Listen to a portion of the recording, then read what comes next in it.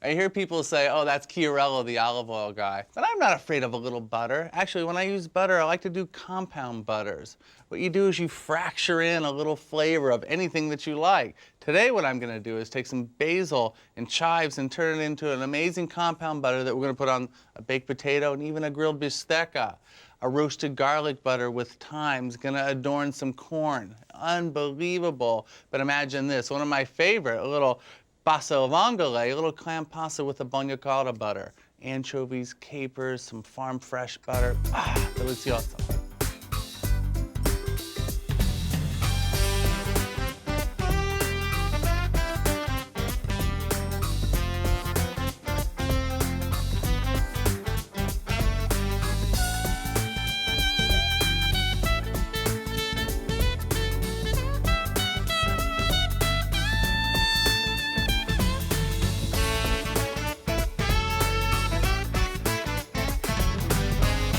Michael Chiarello's Napa is funded by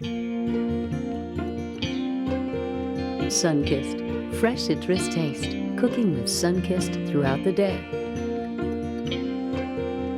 Sunkissed, our promise, your inspiration.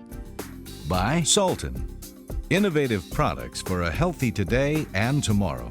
Bringing you the Juice Man juice extractors designed from the Salton family, providing products to help people make choices for healthier living.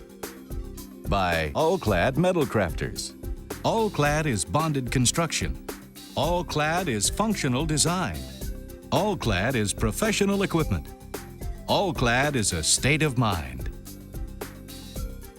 And by Wolf, makers of ovens, cooktops, and ranges to fuel a passion for cooking.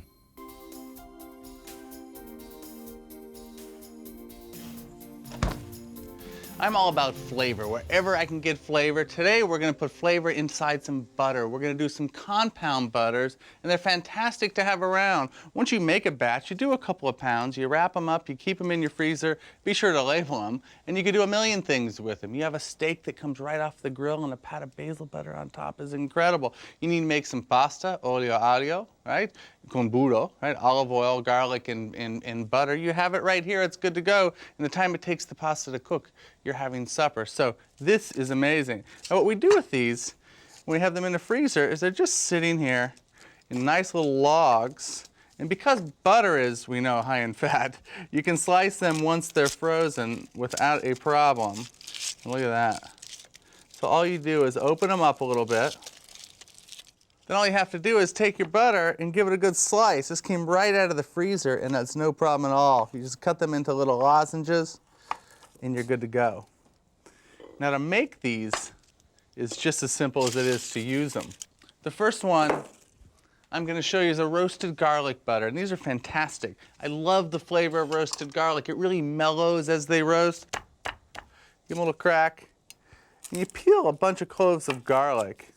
I like those little things that you can roll as well. It takes a little bit of the time out, but it's no big deal. If you rack it with your knife once, the peels come off really easily. Now what we're going to do to roast these is we have a handful of garlic cloves right here. We're going to take a small pan and a good amount of olive oil because we're going to use this oil afterwards to work right into the compound butter as well. So get the oil warm. As it's getting warm, go ahead and add your garlic. And these are going to roast for about 20 minutes. You can see they're just starting to simmer. We're going to turn them down and let them roast really slowly over a 20 or 30 minute period. Those are perfect. As they roast and mellow, you can see they begin to float. All you're going to do is give this a quick strain. And we're going to save this garlic oil. We're going to use some of it for the butter. And we're going to save the rest of it for another day. So the garlic's going to go. Now you could go into a food processor, which is fine. But the old-fashioned way is right into a mortar. The garlic mashes. First, I'm going to take some fresh thyme. Again, any herb that you like here you can add. If you like basil better than thyme, go ahead. I like coarse salt because it's gonna work in there as an abrasion at the same time. Now this butter has been softened already. You can see I've just left it out. It's nice and soft. Into the mortar it goes. A good twist of black pepper. A little bit of the roasted garlic oil. Once we get the flavor worked into this butter, we're going to set it in the refrigerator and let it firm back up again. When it's firm enough to mold, we're going to lay it out in some foil and roll it back up into a log. Okay. For my next butter trick, we're going to do a blanched basil and chive butter. What I've done is I have some blanched basil. You see me do it 1,000 times. The basil leaves go into some boiling water for about 10 seconds. We refresh them in some ice water, squeeze all the water out of it, and then we chopped it. A little bit of ascorbic acid to keep it green. So the basil goes in. A little bit of ascorbic acid to keep it nice and green. A little bit of water, or any other liquid, if you like, just to get it to the right texture. The butter can go straight into the machine. We have a little bit of basil infused olive oil that we're going to work into there also. Salt, because the butter is sweet, just like me. And some fresh ground black pepper. Now the food processor gets hooked up.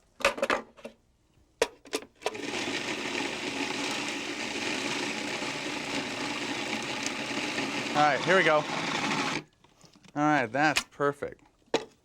You see, if you let it blend long enough, you get a perfect jade green color that is just spectacular.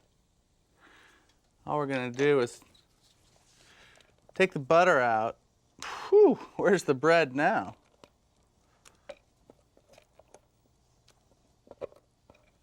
All right. What we're gonna do is add a few chives right on top. Now chives, I love to just snip them in with some scissors. You don't need to get a knife dirty for this one.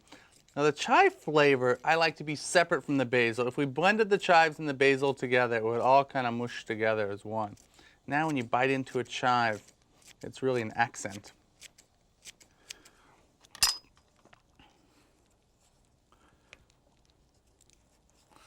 Now that we have the butter, you thought I was going to do is cook butter for an entire show. We're going to cook something to put the butter on. So you got to check this out. Now, one of the traditional ways to serve beef is with a little pat of butter on it. In Europe, the beef is much different than it is here. It's very lean, it's grass-fed, it's not corn-fed, so it's not that fatty at all. That fattiness is usually tenderness to you and me. So they'd put a little pat of butter right on top in some of the classic dishes. I got a couple steaks here, a couple New Yorks. Some salt on both sides, of course.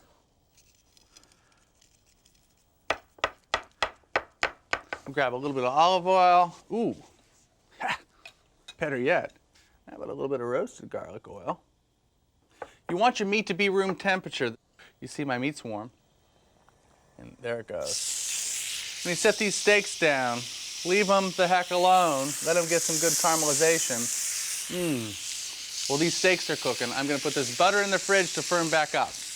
Now, the meat will tell you when it's time to turn over. If you look really closely right here, you'll see the juices just beginning to pool up on the top. And that way it's pushing enough of the heat through and some of the juices. Now I'm going to flip these guys. Look at that. Caramelization equals flavor.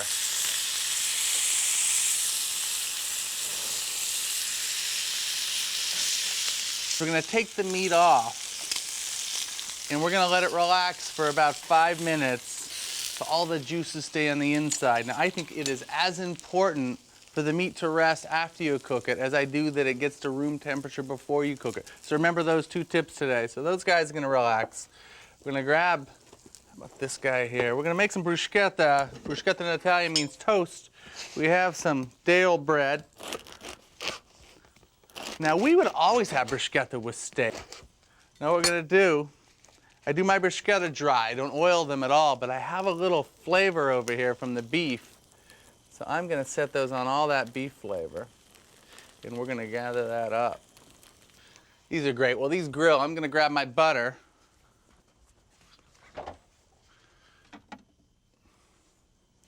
Oh, that's perfect. Look at this. You see, it's just firm enough to hold the shape, and that's all we really needed to do. Now we've taken a piece of foil, we just lay it out, take the butter, and lay it into the middle of the foil, understanding that when we get done, this needs to be a log. All right.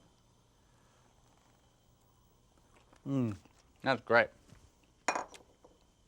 Now we use the foil to help form it into the log shape that we need.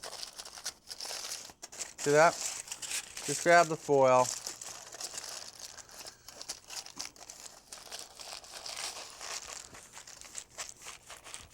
Form it into a log. Quickly, because the heat of your hands will begin to melt this guy. Give him a twist. Take a marker, write on it basil butter, and throw that guy right into the freezer for next time. We have some boiling water over here. All we're going to do is salt it, lower the boiling point, and give some flavor to my corn.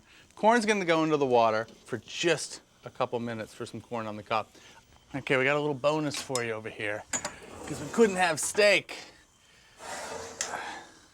without some baked potatoes. Look at that.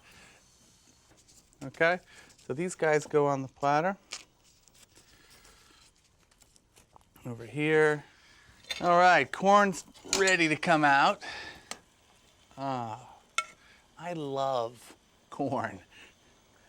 I would eat corn every day. Corn and tomatoes, meat and potatoes, my favorite. All right, so the corn comes out. These bruschetta are ready. We're gonna stack them up. Woo! Yeah, they're ready. They're good and hot. Bring them over here. Now here's what we're gonna do, all right? We're gonna take these bruschetta, we're gonna lay one there. We're gonna take a garlic butter there, a basil butter over here. This is like a short stack of pancakes, only I have a short stack of bruschetta with all of these different butters. The corn is gonna set up over to here. Now the basil butter on the corn just looks jade and perfect up against the yellow. So you just lay those on, they'll begin to baste. Serve a little bit more butter on the side so people can add whatever they like. When you cut steaks for people, cut them in nice pieces. Now, here it is, big lesson of the day. You see here?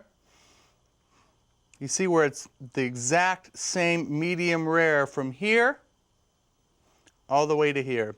If my meat was cold when it went on, it would be well done from here to here, and it would be raw in the middle. So there's the big lesson. One of those, one of those. Potatoes. They need a little bit of butter.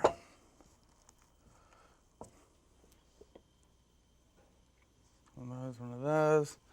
My gray salt here.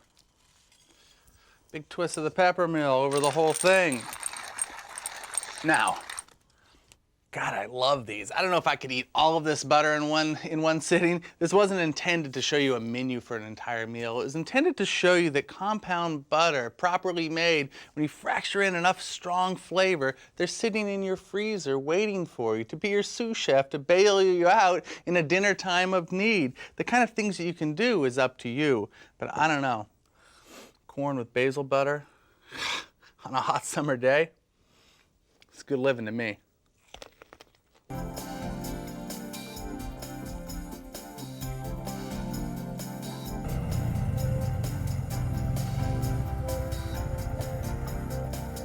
What I love about the architecture in the Napa Valley is that each architect and designer takes the vision of the wine grower or the vintner and brings it to life in the most remarkable way.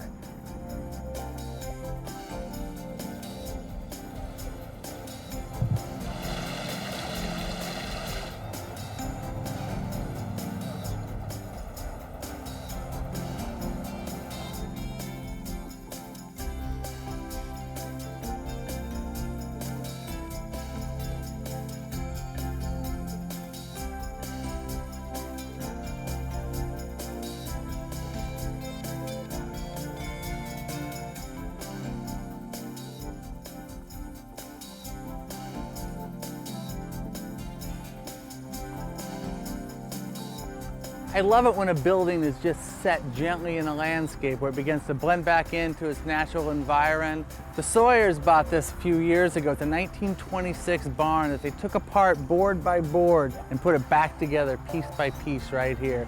Every detail is just exquisite. I guarantee you, if they spend half as much time with the wine as they did with the building, the wines are going to be spectacular. But you know what? I haven't tasted them, and I'm sure they're great, so I'm going in.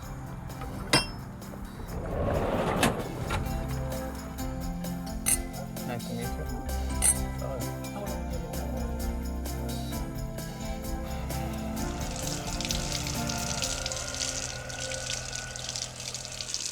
One of my favorite things to cook are classic Italian dishes that we revisit. Today we're going to take these salt-packed anchovies and turn them into a Bagna Cauda. That Bagna Cauda is an old-fashioned dish of anchovies and garlic and butter. But one of the things that I love to use are these salt-packed anchovies. You can get the little ones that are already in the jar in some sort of olive oil anyway, but first they need to get cured. If you really want to taste an anchovy, grab a salt-packed one from Italy. All you have to do is give them a rinse, give them a quick fillet. If the salt bugs you, you can soak them in some water for a few minutes. And there's the bone in here, but that's really no big deal. We're just going to take a small knife and just give them a quick fillet. You can see that the meat is dry because they've been salt packed. When I was a kid, we'd go to Monterey and we'd get the anchovies coming right off the dock with a big wooden box full of salt, and we'd pack the anchovies into the salt and then bring them to all of our family up in the northern part of the state. Look at this. Once you get the first fillet off, all you do is peel this guy back. The bones come right out. Give that to the cat. Or don't give that to the cat, it's got small bones. Okay, and then we're going to mince them up. When they're all minced up into a paste, it's really no big deal. Just take a knife. These don't need to be perfect because these are actually going to get sauteed and they're going to melt. They're going to melt in the pan. These are wonderful. And we're going to start by sauteing some garlic that we've minced coarsely. You want a good amount of olive oil in here. The olive oil is part of this dish. And what they would normally do with this is serve it as like a little Italian fondue without the cheese.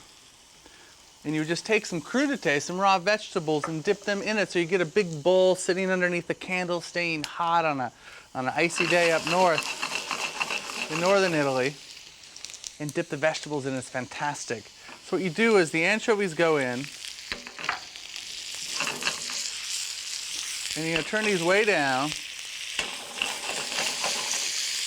And the anchovies are actually going to melt in this oil, and they're going to saute for about 10 minutes. What I'm going to do with these today, other than having them with a little piece of vegetables, I'm going to turn them into a pasta that I love. So while these are cooking, I'm going to add some pasta to the water. So the pasta goes in. All right, and that's going to cook. And these are going to finish sauteing, and then we're going to put them right into the food processor and turn them into a compound butter. Okay, now inside the food processor goes everything. The sweet butter, remember, we don't use salted butter. And in this case, we don't need to salt this butter at all because the anchovies are already salted, and they have enough going on. So that goes in. A little Italian parsley, a good twist of black pepper. I always over flavor these butters because this little bit of butter is going to go on a big bowl of pasta here in a couple of minutes. Just give them a quick pulse, mix them all together.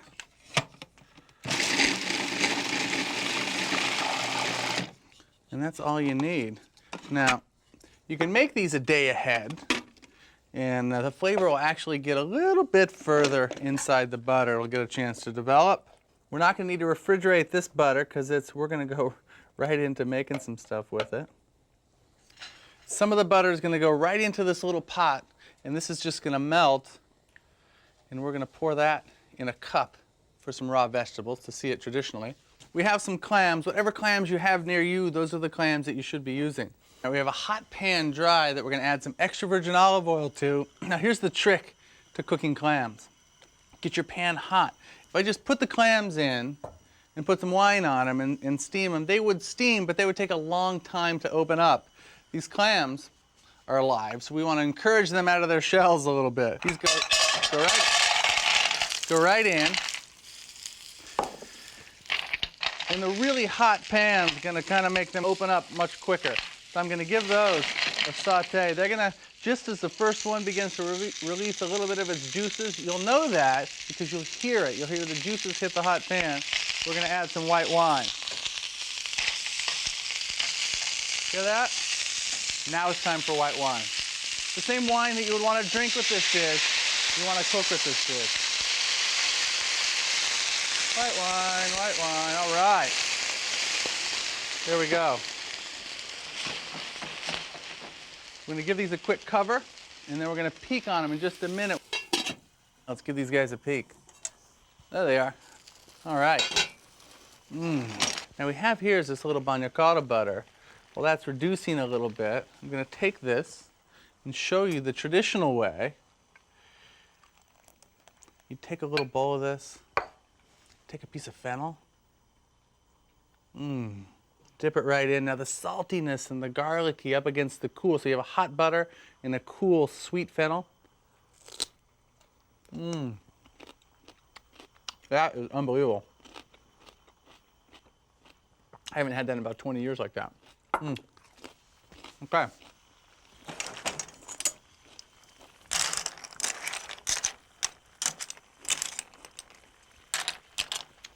I had good luck. They're very fresh. White wine's cooked down about halfway. I'm going to take some of this Bagna Cauda butter, and in it goes. Pasta should just about be perfect. Pasta goes in. If your clam's got a little dry and you didn't put enough white wine in it, no big deal. You know what you do? Take a ladle, you go in, you get some of this pasta water, right? And you go right into the pasta. Why? Because it has the flavor of pasta. Why is that good? Because we're making pasta, of course. All right. Now, the pasta's still a little bit firm. I want this pasta to cook in here. Now, I know you always see the guys on those commercials on TV where they take and they just toss it off the flame and they go right to eat it. We don't like that all the time, especially with brothy things like this. We want the flavors to go inside. So we're going to push the pasta there into the juice. As the pasta continues to cook, it'll be soaking in all those flavors. And all we're going to do is add a little bit of fresh chopped parsley. Now, parsley is not one of those things you just throw on a plate right at the end and eat. You know, raw parsley is, fine, but not great to cook with like this. I actually like it to get hot. I like the flavor just to explode in there so you have a fresh parsley flavor that's just cooked. Gosh. Now, pastas like this, you don't pass the Parmigiano, okay? It makes the clam taste like she's not so fresh. Now, you can serve these. You see the kind of pot I have here? They're perfect.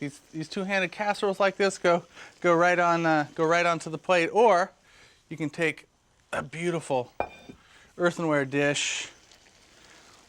I like to do these things at the table. You go to the table with the pot and you turn it out in front of everybody. Everybody gets the steam and everything. Here we go. Look at that.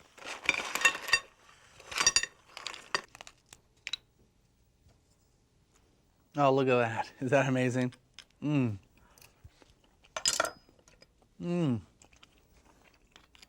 That compound butter flavor right through the clam, right into the pasta. Incredible. Now you take a technique like this, right? First, skip putting butter on your bread all the time. Just buy some better bread. Use your butter calories for compound butters. You see, we put a handful of compound butters together. They're sitting in our freezer. What did we cook today? A bistecca. Right, with the basil butter, spectacular. Some fresh corn in that same butter, baked potatoes, bruschetta with compound butter at the same time, some pasta al vongole. Life doesn't get any better than this.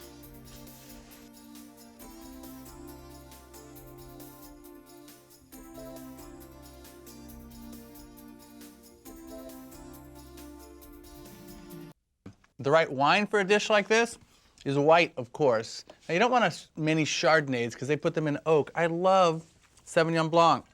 Temperature is as important than what the wine is here. We like them jet cold. The coldness of the wine is going to mix with the anchovy and the clam. and create an experience that'll last a lifetime. Michael Chiarello's Napa is funded by Sultan. Innovative products for a healthy today and tomorrow. Bringing you the family of George Foreman's lean, mean, fat-reducing grilling machine. Sultan, the secret to indoor grilling. By Sunkist, fresh citrus taste, cooking with Sunkist throughout the day. Sunkist, our promise, your inspiration. And by Wolf, makers of ovens, cooktops, and ranges to fuel a passion for cooking. By All-Clad Metal Crafters,